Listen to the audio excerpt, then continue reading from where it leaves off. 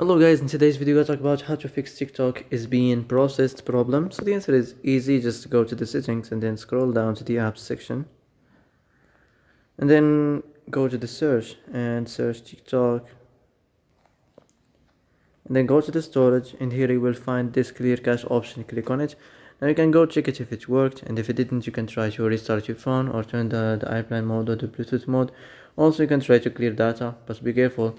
If you clear data, all the TikTok's data will be deleted. This includes all files, the settings, the accounts, the databases, etc. So be careful if you want to clear your data. And also you can try to turn the airplane mode or the Bluetooth mode, it might work.